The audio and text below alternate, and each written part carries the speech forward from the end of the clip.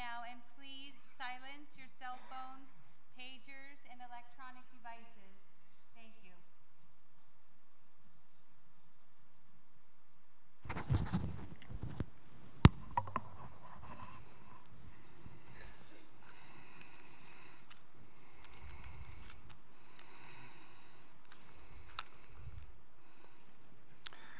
Jack wanted a full house.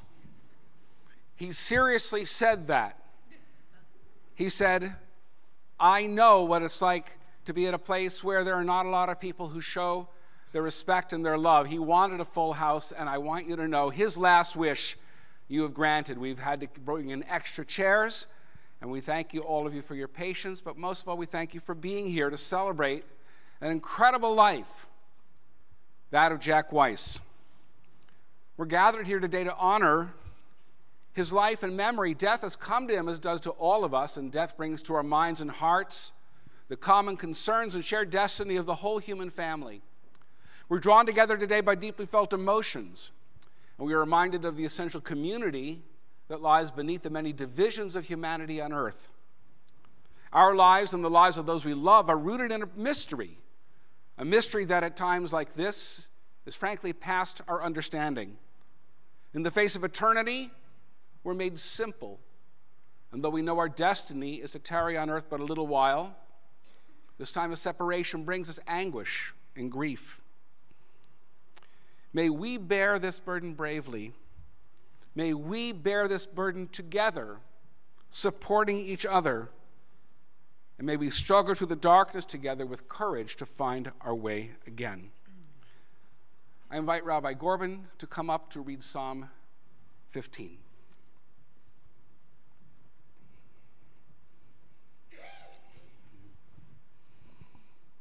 Adonai mi yagor be'ohalecha, mi yishkon b'char kodshecha. Adonai, who may dwell in your house, who may dwell in your holy mountain? Those who are upright, who do justly, who speak the truth within their hearts, who do not slander others or wrong them or bring shame upon them. Those who scorn the lawless but honor those who revere God. Those who give their word and come what may do not retract. Those who do not exploit others, who do not take bribes. Those who live this way shall never be shaken.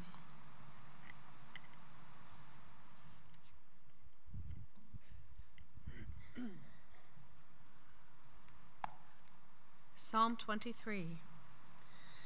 Mizmor LeDavid, Adonai roi lo echsar, bino tesheyar bitzeni, al mei menuchot inaleni,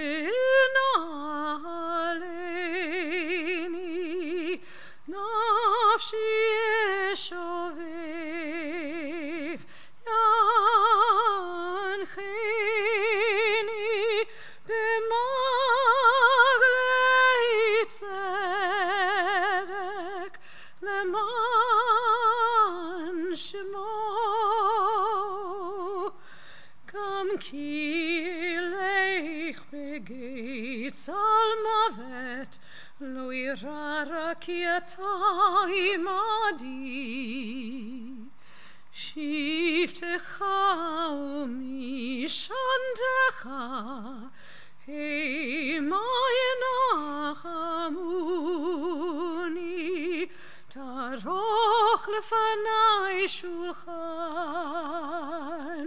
neged sorai Dishanta v'shemen roshi kosi revaya ach tov v'chesed yirdefuni kol yemei chayai v'shavti beveit Adonai le'orech yamim. A Psalm of David. Adonai is my shepherd, I shall not want, giving me repose in green meadows, leading me beside the still waters to revive my spirit, guiding me on the right path, for that is God's essence. Though I walk through a valley of the shadow of death, I fear no harm, for you are with me. Your staff and your rod comfort me. You prepare a banquet for me in the presence of my foes. You anoint my head with oil, my cup overflows. Surely goodness and kindness shall be my portion all the days of my life, and I shall dwell in the house of Adonai forever.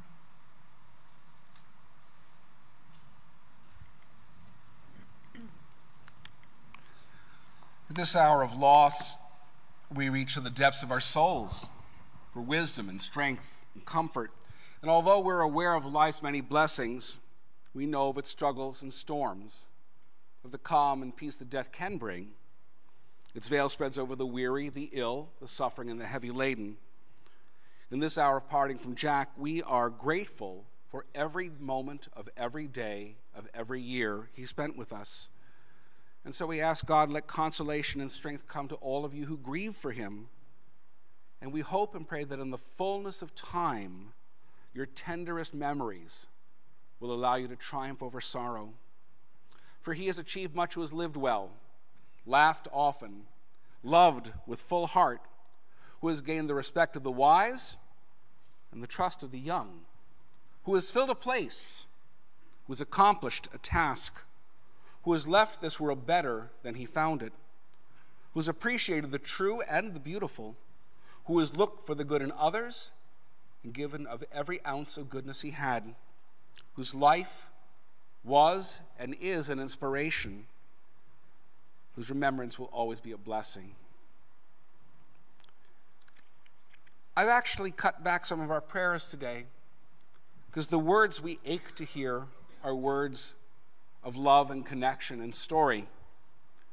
So I'm going to invite people to come up to share their love, their devotion, and their stories.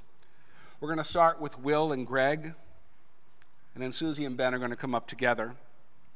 Then Casey, and then Kate and Lou, and finally, I'll bat ninth. Okay. Will?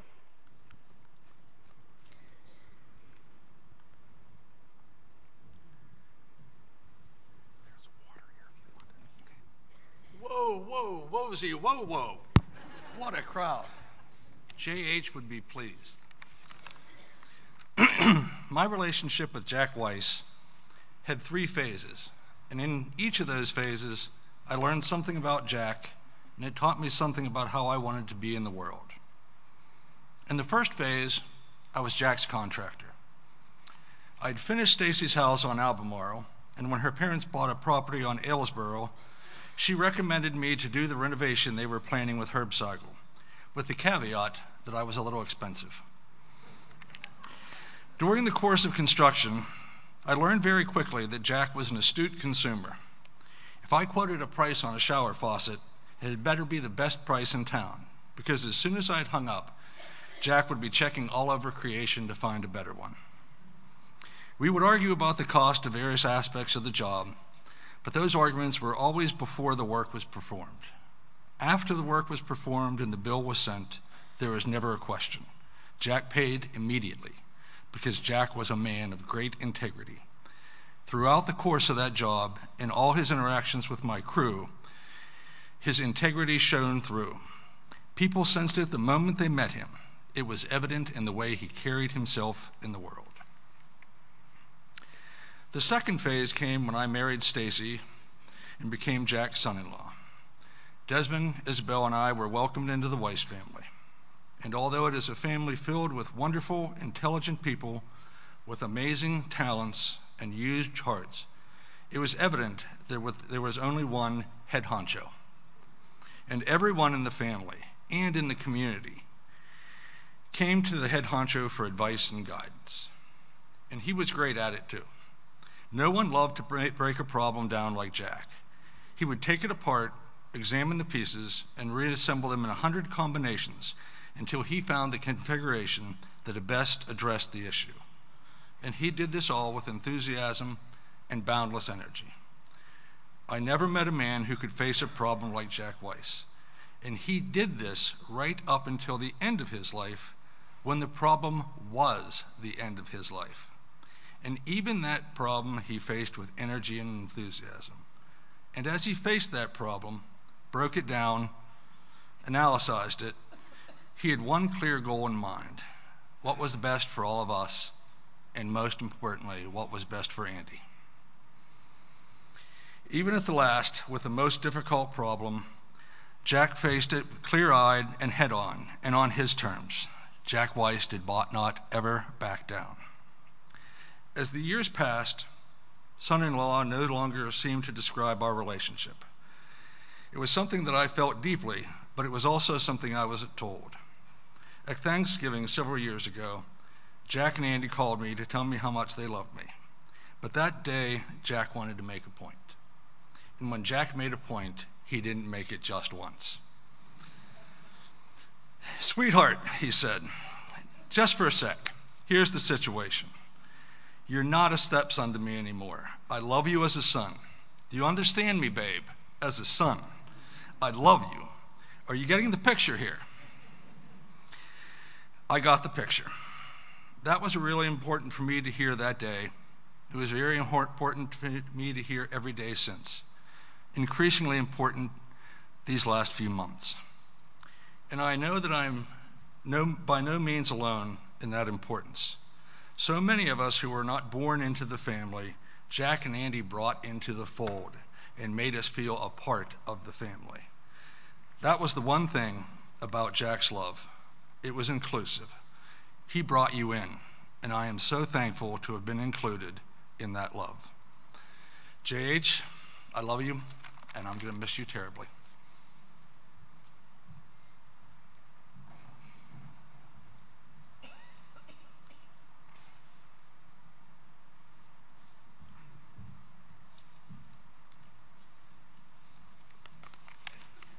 I welcome everyone to smile a little. And when I walked in, I saw all these sad faces. We're okay. I mean, we were laughing together last night. We have so much here to celebrate that let's relax a little. Let's celebrate as opposed to mourn. I want to begin a little bit by talking. My relationship with Jack evolved over the years, and it actually wasn't such a smooth beginning. If you remember, I met Ellen at law school. So the first 2 years, I was with Ellen away. And after the second year of law school, that's when I decided I wanted to get married. And I maybe met Jack 2 or 3 times. And so one day, he gets a phone call from me. He's at work. At that point, I'm dialing. And I'm like, Mr. Weiss, I'm going to be asking your daughter to marry me tonight. Can I have your blessing? Mr. Weiss? Mr. Weiss? Now, I realize now, that I was a virtual stranger and how difficult this was his baby jewel, to be giving it away to some stranger guy in New York and to be losing her. He then came to and realized, I have to say all the right things, and he did better than I would have done. But that was our first real interaction. We then we got an apartment in New York. That's where we first lived. And Jack was going to lend us the money for the apartment. And this was his first chance to teach us the values of how you don't spoil your kids. So he gave us a loan, and he was going to charge us a fair interest rate. I thought it was a little high, just saying, but it was in his mind a fair interest rate. And then when we went to decorate the apartment, where are we going to go for rugs? Of course, the Weiss house. And so we think we're going to get this great rug. And he thinks these kids don't need everything perfect. And I think he had Stacy probably knows the details of it, but there was some 8x12 rug that had like a crescent shape removed from it, like someone took a bite out of this thing. And he talked us into why we should have it, and it's some art thing, and you could put a chair right in that little place with a missing thing. He made it into he was so talented. I mean, this man could sell ice to an Eskimo. I mean, he was just unbelievable. But now, we're in New York, and they missed their daughter, so they bought an apartment there. And so this is now my chance to really get to know them. Up until this point, I didn't. They'd come up for weeks at a time, and we'd go out to dinner together, and we became, I could call it like best friends. I mean, we just loved getting together with them. When does a son-in-law say, "Hey, Al, what are your parents doing tonight?" I mean, but that's what it was, we really loved being together. We'd go on vacations together. We just looked forward to them coming. And they showed me worlds that I hadn't seen. They took me to galleries, museums, things, opened up my eyes to things, expanded my horizons. It was just so fantastic. And then, as Will said, my relationship with Jack, we had a lot in common.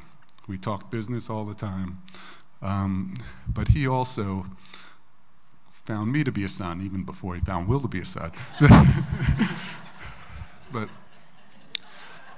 I had to think about, because, and that was a common theme in the family, that all of us feel it, that we feel, don't feel like a son-in-law, but we feel like a son. I mean, I feel like a son, Will feels like a son, Lou sometimes feels like a son. But so I tried to think, what is the difference between, Anna asked me, what is the difference between a son and a son-in-law? And I tried to think of an analogy, and I thought, and this is how my sick mind works, so sorry, but you know how you don't mind changing your own baby's diaper? But if it's somebody that's not blood, you don't want to touch it, smell it, anything like it. Well, I feel confident that Jack and Andy would change my diaper. They changed Will's diaper, Amy's diaper. They just had a real concern and love like we were their own. And that they expressed through everything they did with us.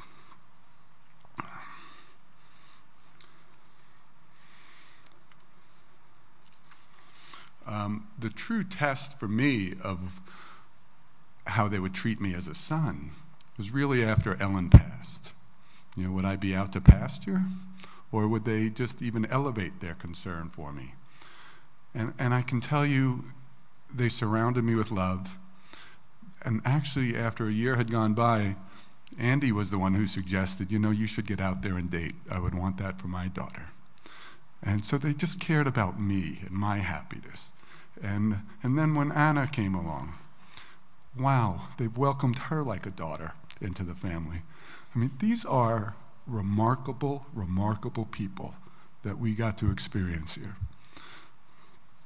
So let me talk a little bit more about Jack, because I really view him as the great patriarch, that he is someone that all of us wanted to emulate, just someone that we wanted his respect, and he elevated all of us. He did it with direct honesty to each and every one of us. If there was something, if we were spoiling our kids, if we were not treating our spouse right, not treating our kids right, whatever it was, he would confront us with it. It wasn't, some people just say what you want to hear. He wouldn't say what you wanted to hear. He would tell you what you needed to hear. And he elevated all of us. And he really did it with three words. I'm going to share the secret sauce of Jack Weiss, of how he got it done.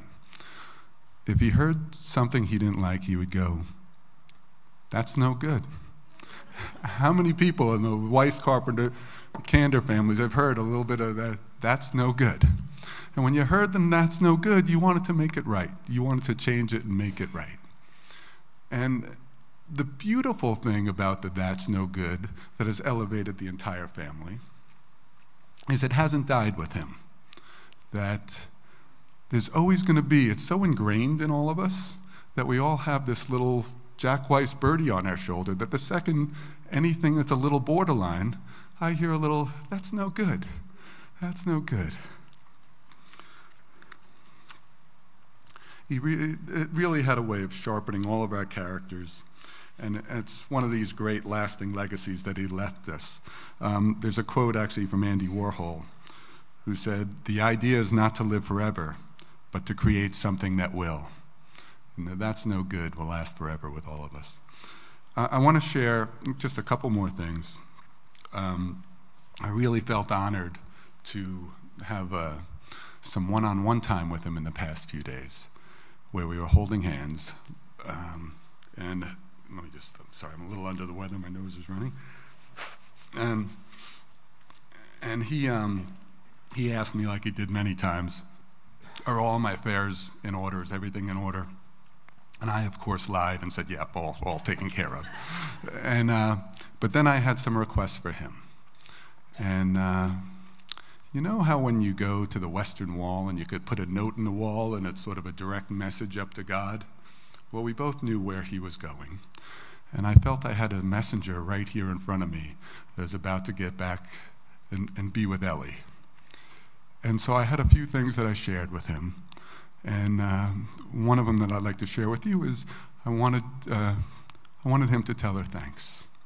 First, I wanted him to thank the things that came to mind. Sorry, I always cry at these thinking things. I wanted him to thank Ellie for bringing us Allie Rudolph, that now Allie Kander. But thank God, I mean, I really think it would not have happened without her. Thank you for bringing us baby Elle. I realize you guys had a part of that, but you wouldn't have been there without her. And so we talked a little bit about how much he was looking forward to being with her. You know, his biggest concern was leaving Andy, but he was looking forward, as long as we would take care of the fort here, he was really looking forward to being with Elle. And we had now this dynamic duo up there, these two guardian angels looking over us, which I already think he's done so much to set everything in motion for us and set this whole That's No Good standard that we don't even need a bunch of his help, but it's so great having both of them, knowing them they're together and looking over us. I'm going to end with, last night we went around the room and we talked about what we're going to miss about Jack. And the list, it was really endless. We could go on forever. Some of the things, you know, his storytelling, you couldn't beat his storytelling. Brainstorming, his wisdom, guidance, the deep love that we saw all the time between Jack and Andy. His dapper look, I mean, even when he was sick, he got himself dressed up and just looking so great when he had just this presence when you walked in the room. His little black phone book, his Speedos, I won't miss those, his artwork. But instead of what we did last night and focusing on what we're going to miss about him, again, I'd rather just celebrate that this man lived. He lived and elevated all of us, and we're all in a better place. And I want to share a quote from my favorite author, and I'm going to brag a little because I think I read all of his books. But this is what Dr. Seuss said. Don't cry because it's over. Smile because it happened. Boy, did it happen. It happened in such a big way here. And we just are so thankful. Both of you have left an indelible imprint on us.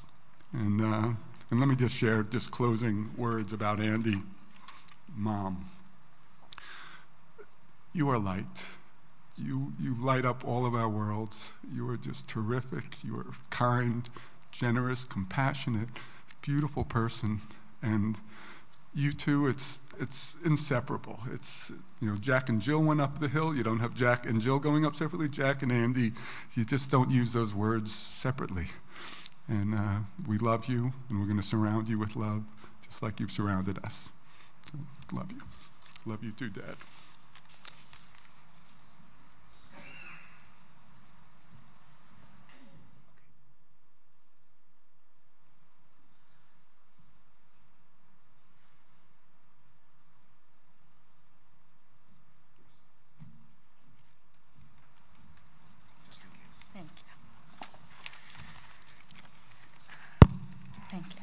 So this poem was written by one of my sisters when she was only in middle school.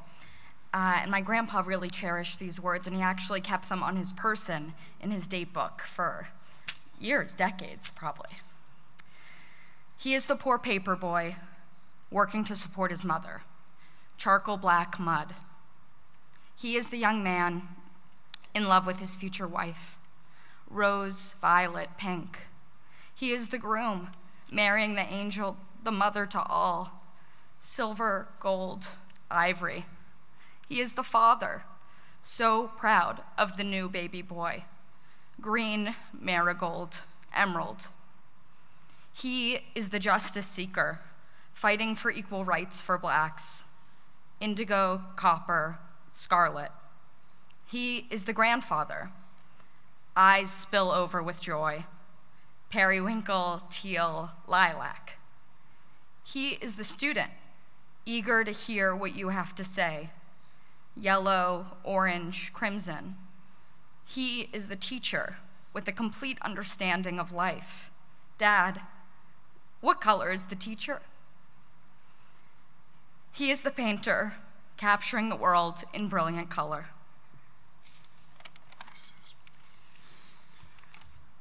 This is another poem that my grandpa carried with him ever since my mom died 6 years ago. It's by Henry Van Dyke. I'm standing upon the seashore.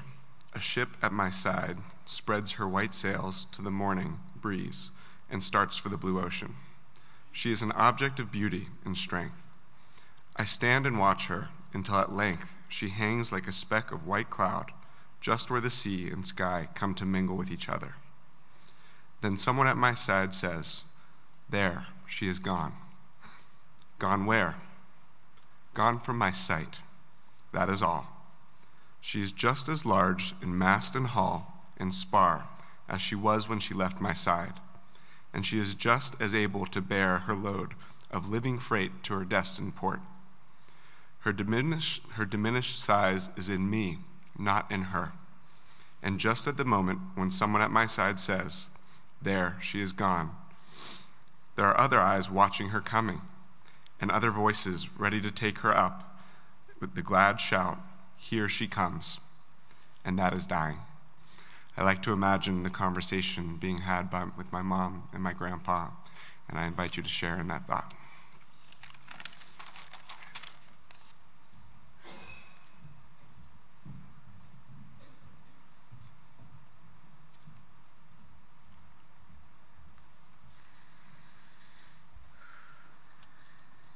Barry, the oldest of the grandkids, wrote these words that I'm honored to share with you today. Luck is perhaps a strange concept to talk about at a funeral, but lucky beyond comprehension, is exactly what I am for having been born into the family that Jack and Andy Weiss created.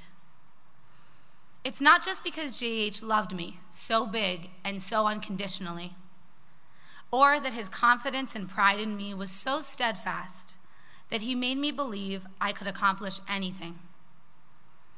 It's that witnessing his epic life gave me the gift of a worldview that is fundamentally hopeful, optimistic, and big-hearted. When I think about my core beliefs, that we are not condemned to the circumstances of our birth, that we make our own destiny, that this is a country where the American dream is still possible, that dressing British and thinking Yiddish is always a good policy, that the only acceptable lettuce was romaine, that being a gentleman, being decent and chivalrous and honorable never goes out of style, that the family deserves a brand of loyalty typically reserved for military personnel and organized crime consortiums, that true love is possible. I realize that they are mine because I am lucky and so very, very proud to be Jack Weiss's granddaughter. I have always felt that way. I always loved him.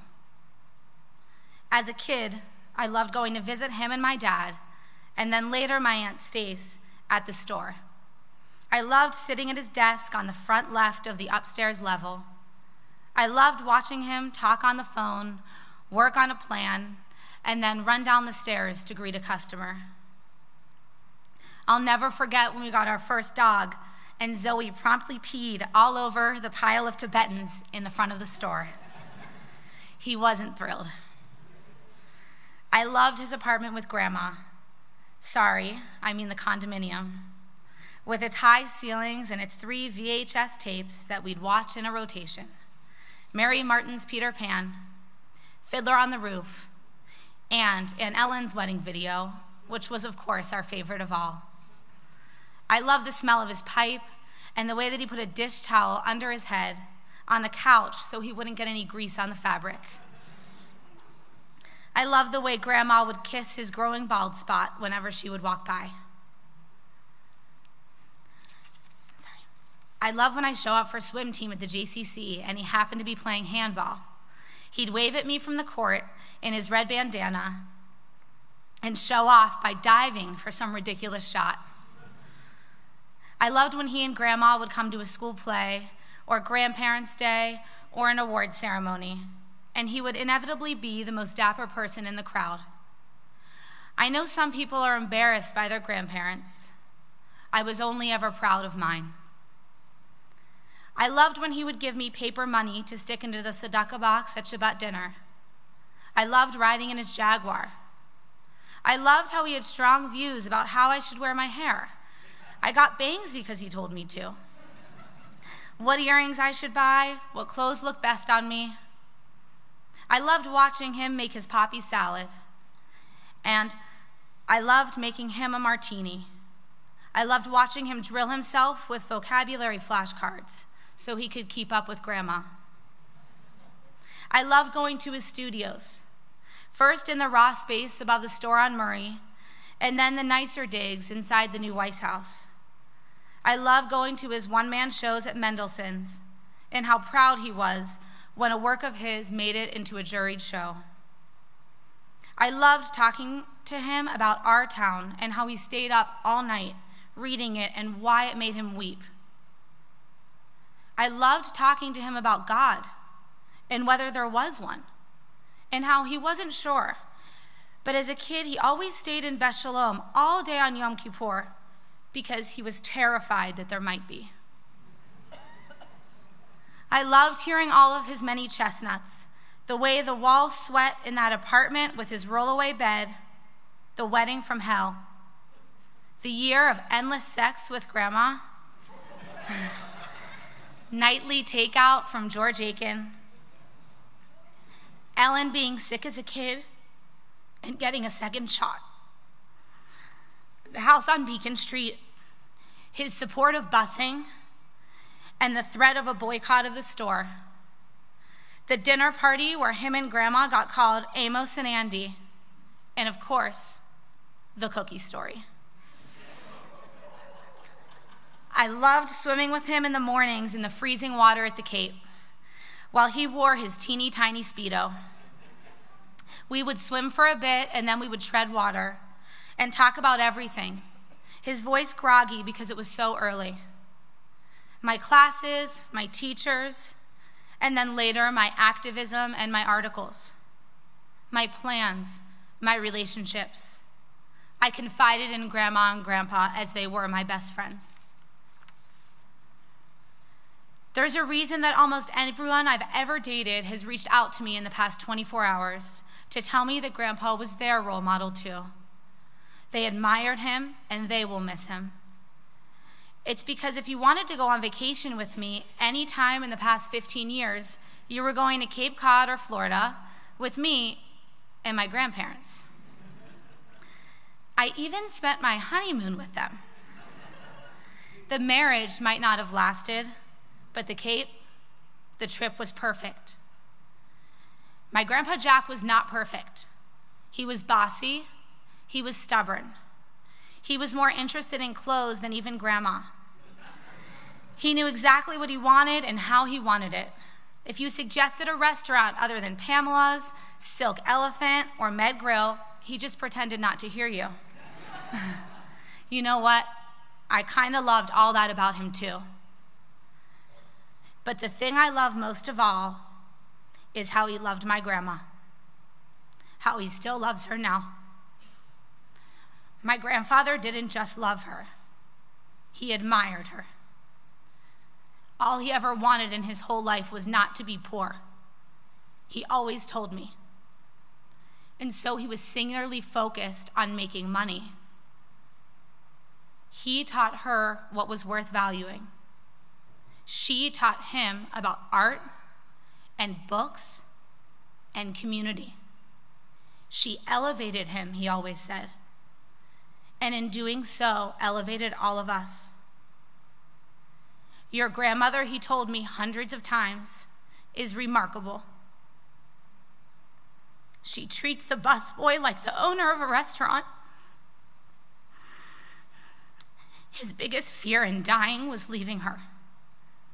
And I will never forget the way that he passed the baton to her at their wedding anniversary a year ago. He might not be here to celebrate their next one, he said, but she would be. She was the head of the family now. In reality, he says, she always had been. And so she is. He made it so. How lucky are we?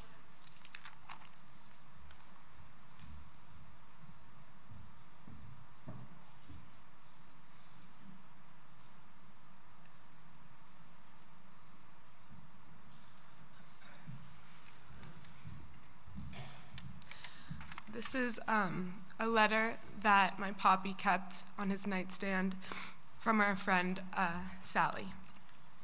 Dear Jack, I just wanted to touch base and say I've been thinking about you a lot lately and hope you're hanging in and fighting hard and feeling okay while doing the above. Hope the treatments are working and you're feeling a little stronger every day. I actually think about you every day as your wonderful painting of the gray house and porch with the white trim and the blue sky and even bluer ocean hangs in pride of place in our living room over the fireplace mantel. I look at it all the time and think of you and the Cape. I marvel how that seemingly simple painting, full of straight lines and angles and shadows and sun, is actually so complex. The painting really draws you in. It can be very calm and reassuring, or very lonely and bleak. Not to get all metaphor-y and such, but kinda like life. Thank you again for putting those colors and lines and thoughts in my life every day. You're such a terrific painter and human, and I just wanted to tell you again how much your work and your friendship has meant to me. I love living with your work. Much love, your fan, Sally. Love you, Poppy.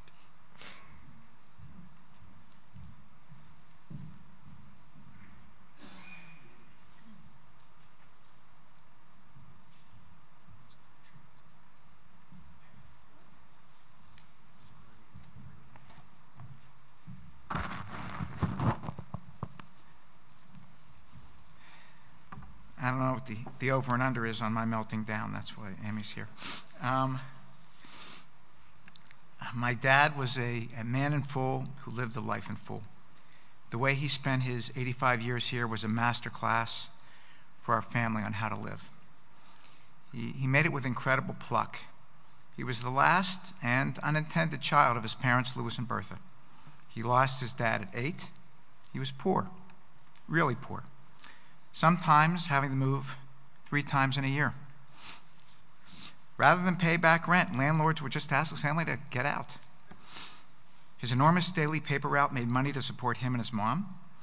He owns the city record with over 1,000 papers delivered in a single day when the other paper boys went to the Kennywood picnic. He had a little help as he made my mom climb to the 3rd floors to deliver all to all the apartments on the 3rd floor. He would be so exhausted from his route and babysitting all night that once at Alderdice, when he nodded off in class, a sympathetic teacher stopped teaching and silenced the class so that he could get some well-deserved sleep. I know he was proud that his progeny have had bylines in many of these newspapers that he used to deliver. Dad and Mom met at 14 and began a 70-year love story whose length is overshadowed only by its depth. It was obvious to everyone that he adored my mom. On a weekend leave from basic training, he would drive 8 hours each way to spend just a few hours with her. He wrote her dozens of love letters. They married after my father was drafted, lived in Fort Sill, Oklahoma, and started a family on Beechwood Boulevard across from Homestead. Mom was his first college graduate, and when she got the first of her 3 degrees in her 30s, he was bursting with pride. He decorated the entry hall on Beacon Street with 40 dozen daisies.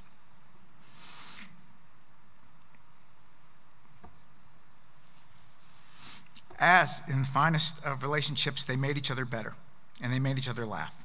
The best metaphor for how they balanced each other out took place at the Provincetown Airport when the pilot would ask the weight of all the various passengers that were getting on the plane.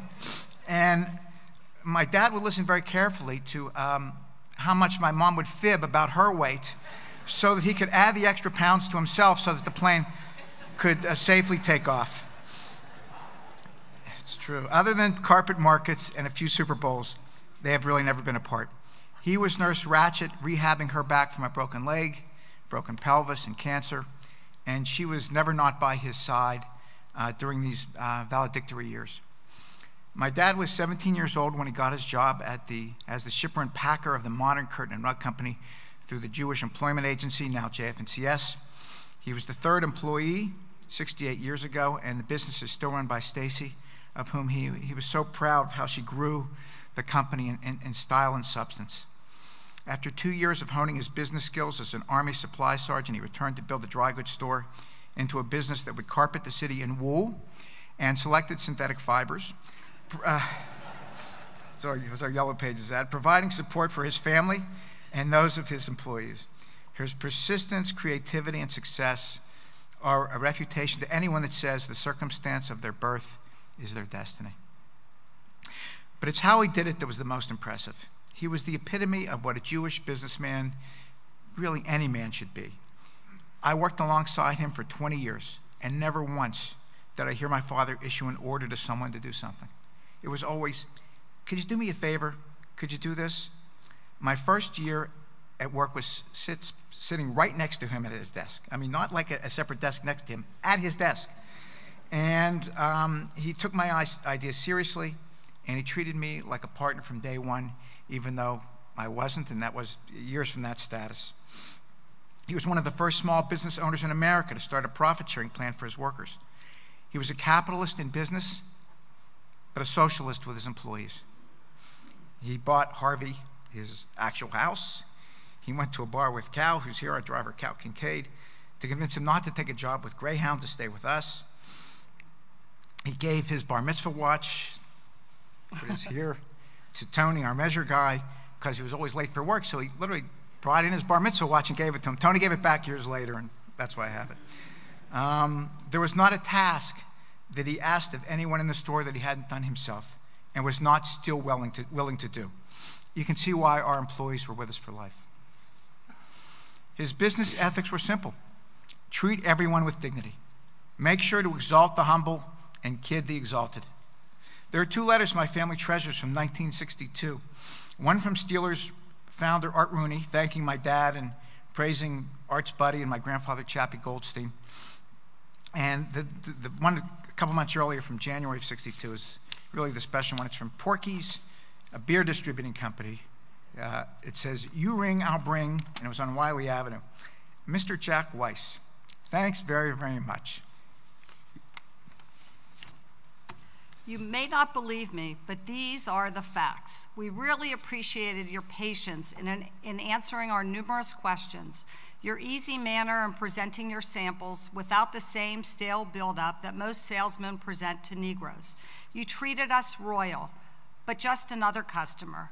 Thanks again, the Williams. So, that's our heirloom. His style was never caveat emptor. Rather, he would exaggerate a potential problem, so when the scene wasn't so bad, the client would be thrilled. For decades, he would not take a deposit or make a customer sign an order. They were amazed when he would simply shake their hand and tell them that their word was good enough. He would not negotiate a given price, but with respect to his own upbringing and to the biblical admonition to protect the vulnerable, we always came up with a special price for widows.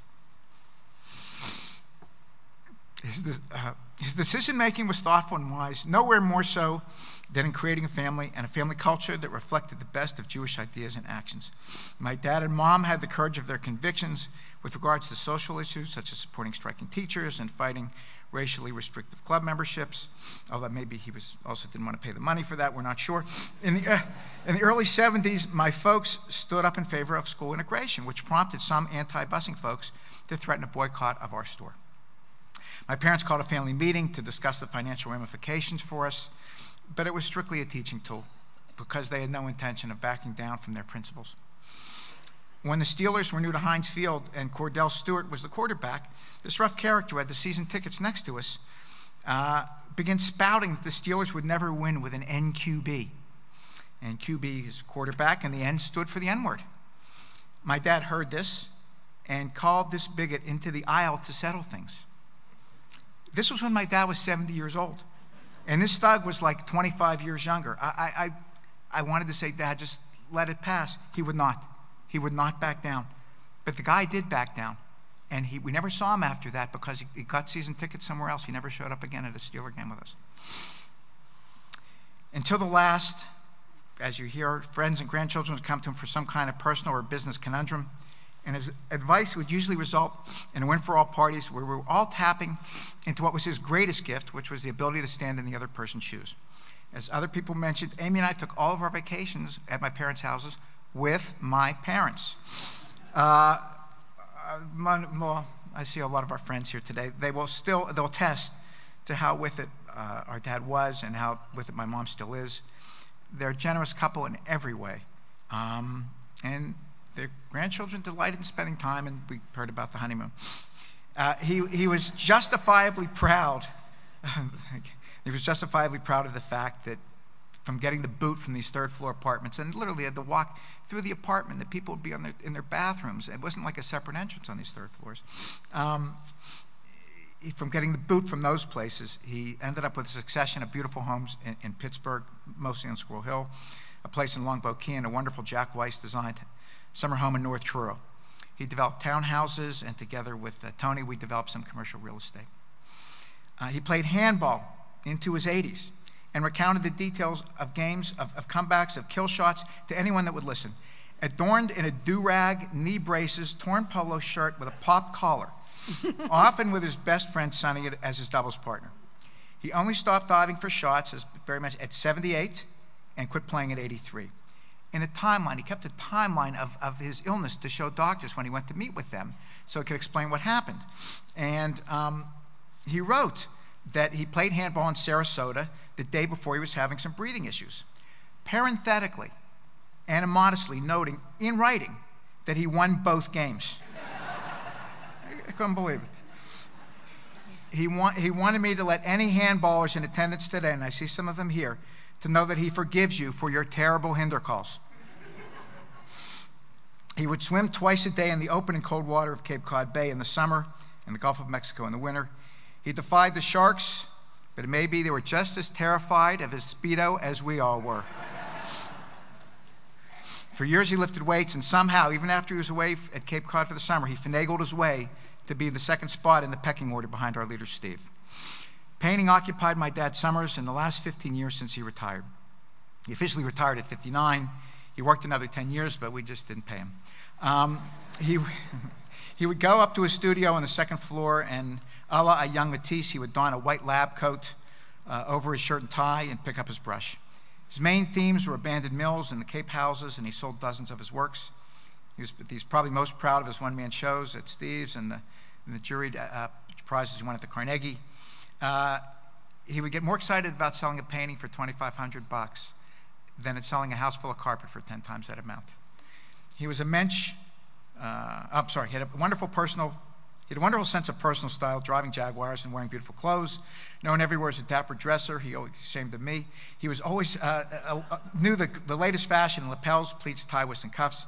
It was hard to begrudge him because he had a childhood of nothing but ill-fitting hand-me-downs. Greg and Will can attest to this. He was always dressed. When he was often at a hospital, he'd be mistaken for a doctor, even though he barely graduated from Alderdice. And we'd be downtown at a meeting. People would think he would be a lawyer. I mean, it looked like $1 million. He was a mensch par excellence, moderate in all things, and a master of his appetites and emotions. Though politically liberal, his conservative lifestyle enabled us all to live and to risk and to give larger because we knew that he was our backstop. When we won a Family Business Award from PNC Bank, we thanked the bank for being just like a family to us. And we thanked Dad for being just like a bank to us.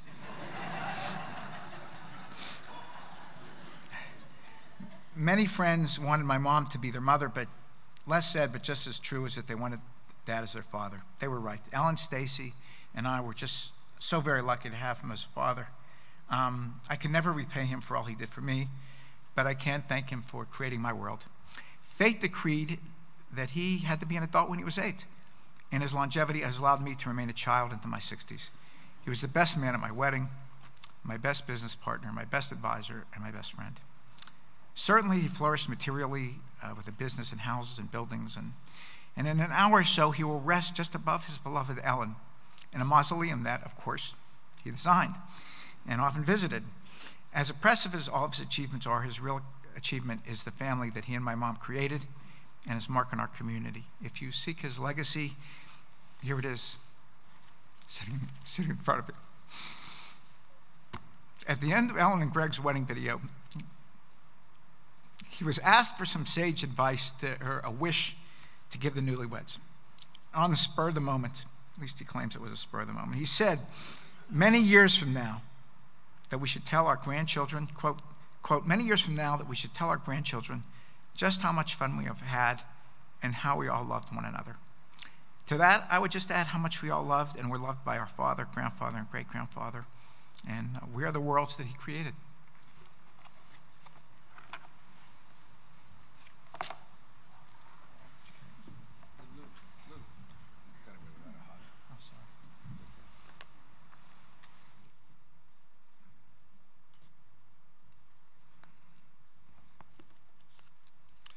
Jack Weiss, as you have heard, with such love and tenderness, was an absolutely remarkable man.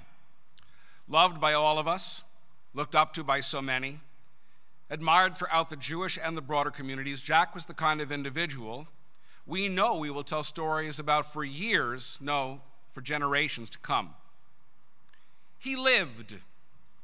Jack, also known by his Hebrew name Yaakov, lived. And it is no small coincidence that this is precisely how our weekly Torah portion begins as Shabbat. Vayechi Yaakov, and Jacob lived.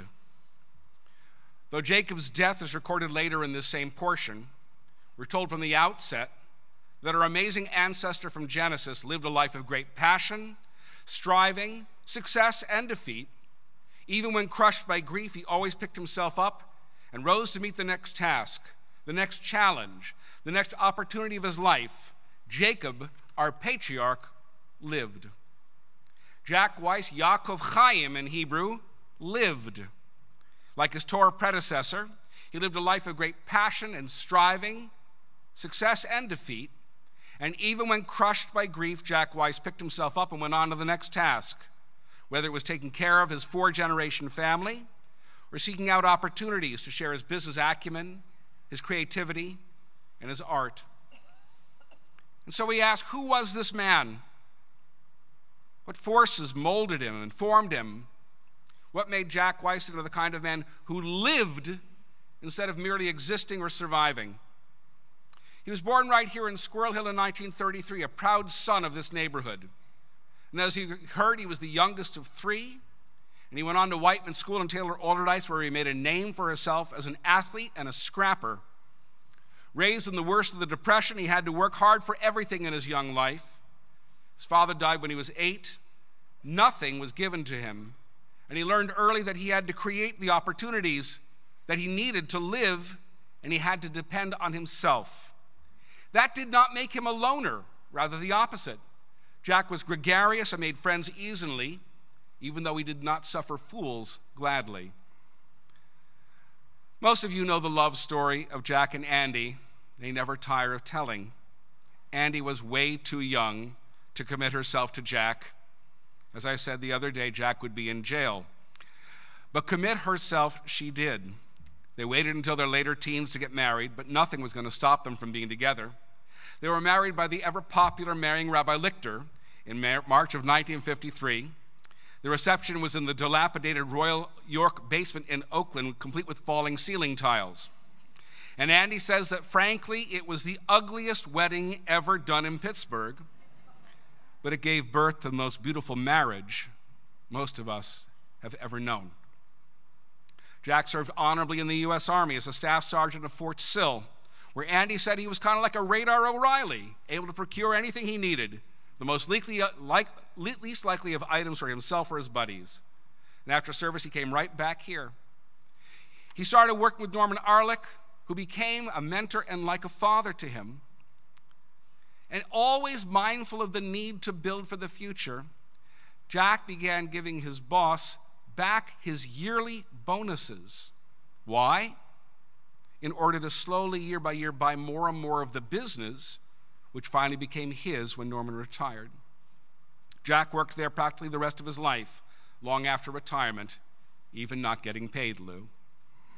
Jack and Andy brought 3 extraordinary children into the world, Lou, Stacy, and Ellen. Each of them were moved to learn all they could from Jack. They were moved to earn his admiration and respect. And from the time they were little, he taught them life lessons, not just skills. Lou learned that gambling was a dicey proposition, even if it involved taking bites from a chocolate Easter bunny. He also learned to reject racism and discrimination, as you heard so eloquently from him. Lou remembers countless family meetings, which really seemed to be about a problem, but were about the values the family would choose to live by. Stacy learned from her father the value of persistence in business, of talking to customers over and over till you truly understood where they were coming from, so you could find the right item for them. For Jack understood in his marrow that successful retail is grounded in relationships, even more than products. Yes, you have to have quality merchandise, but without meeting people where they are and establishing trust, nothing was going to move out of the store. And she says that by watching her father daily, she learned the value of honesty, hard honesty that always paid off in the long run. Ellen, such a bright light in this world, as you've heard from Greg, learned that using her mind was as important as harnessing her will. She became a brilliant lawyer and used her far-seeing vision to help create a richer, more colorful environment for art and culture in our region. Ellen learned perseverance from her father as well. She would not give in to refusal or defeat, and she battled that cancer that would take her life with every fiber of her being, every moment that she had left of her all-too-brief life. Jack went from a depression kid to a successful businessman with a special flair. He thought that bad taste in clothes or design reflected bad character, and he was not reluctant to share what he thought you could do better in that department. He could rock a tweed jacket, blue shirt, and fancy tie well into his 80s.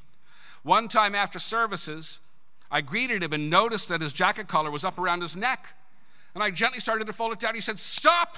It's supposed to look that way." He knew a lot more than I did about how to dress. He was competitive. As Lou said, oh, he's so competitive. That handball game that he never forgot any stroke, any hit, the swimming in the open waters. He weightlifted like he was trying out for the Olympics. He loved challenging himself, and he loved winning. The family says that he won at handball. When he won, he came back glowing, and when he lost, he was in a funk, at least for a little while. And even as he grappled with cancer, as you've heard, he made sure all of his doctors knew just how strong and fit he was. He loved the simple things of life. As a young man, he could and did live on salami sandwiches. At home, I'm told he liked a toasted poppy seed bagel with cold, hard butter. No softening the butter overnight for him. Sorry, Stace. He wasn't the kind of guy to run out to the hot new restaurant. As you've heard, he was happy with his restaurants, including the Med Grill. He liked staying in his comfort zone. He was also perfectly happy to make his yearly rounds in the summer to Cape Cod and the winter to Longboat Key. These surroundings gave him a sense of place and connection, especially all the time that the family was there. It was the people he loved that made those places special, not the places in and of themselves, though he was convinced that the view of the beach from their house in North Truro was the most beautiful in the Cape. That said, he and Andy did travel and saw a great deal of the world. They saw Ireland and London, France and England, and of course, Israel, where they went several times. Jack was a committed Zionist who believed passionately in the amazing miracle of the Jewish state after the tragedy of World War II. And he worked to instill that love and connection in his children and grandchildren. And as a proud Jewish man, Jack was a devoted member of this synagogue, Temple Sinai, a member for decades. Whether it was high holidays or a regular Shabbat, Jack sat with Andy right down there to my left in that row, in those seats, surrounded by children and grandchildren. And just like his children wanted to earn his respect, frankly, so did I. His being there made you want to try harder. Just thinking of his standards made you raise your game. In the Weiss circle of family and friends, WWJD meant what would Jack do? And that's the level you aimed for. There's no doubt that Ellie's illness and death were the hardest things he ever had to accept. He brought his passion to looking out for her, but nothing he could do could stop the onslaught of that cancer. He and I walked together endless miles in the corridors of Presby as she was dealing with treatments, and he expressed his terrible frustration that no one seemed to be able to do anything to make his beloved Ellie well. He harbored hope that she might miraculously recover right up to her very last hours. And although over time he learned to smile again, he was never quite the same, and neither was Andy.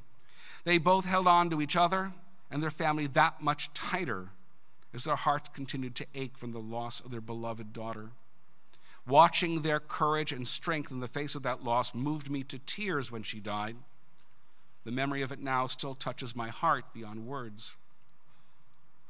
Jack's last illness, he fought with his characteristic passion.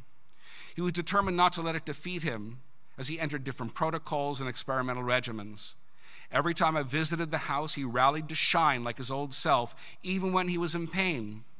Every time we spoke of his condition, he was guarded about his symptoms, but optimistic he might just beat this cancer back.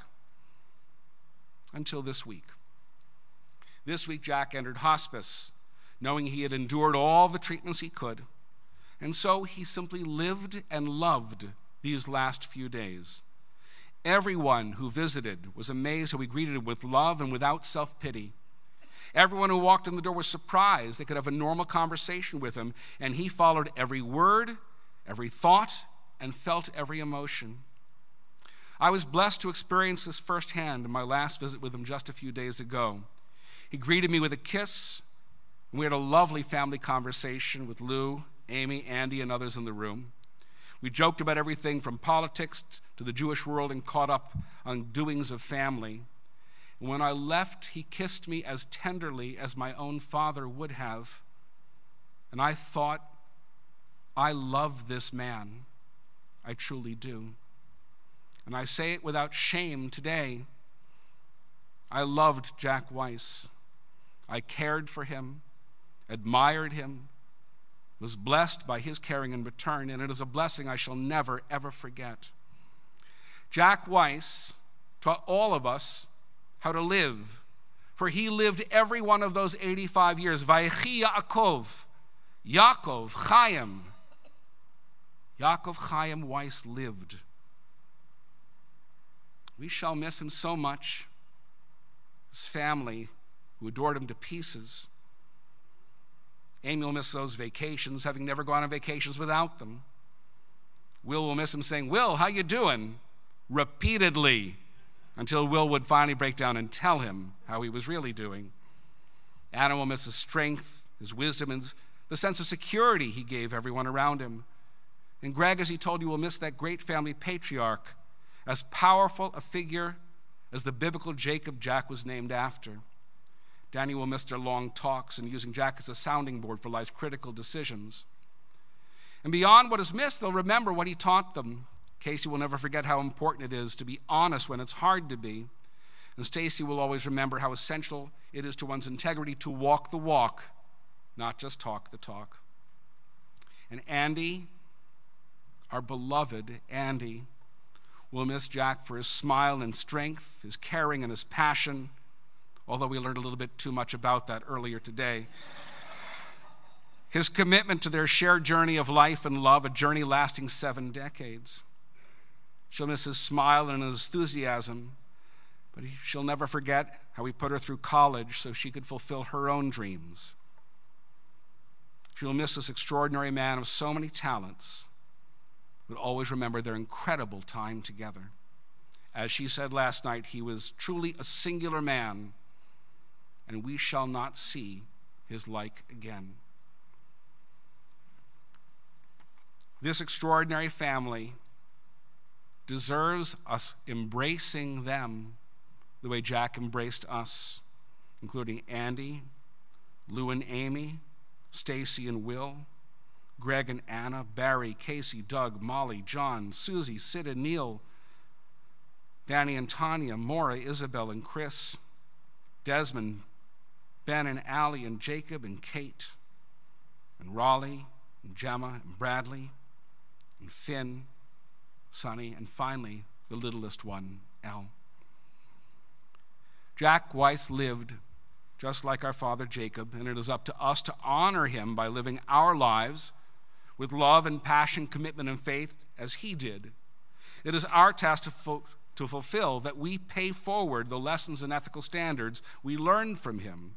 It is our task to share his stories of struggle and triumph, of grief and tenderness, so we too will live even as he did. To do so is to keep the essence of Jack Weiss alive, to keep the blessing of him in our midst.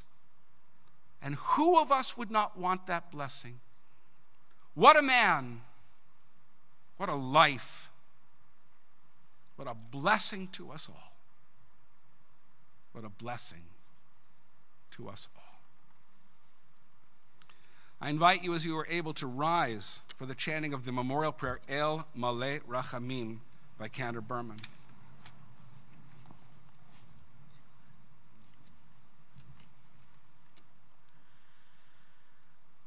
El Maleh Rachamim, Shochen Bamromim,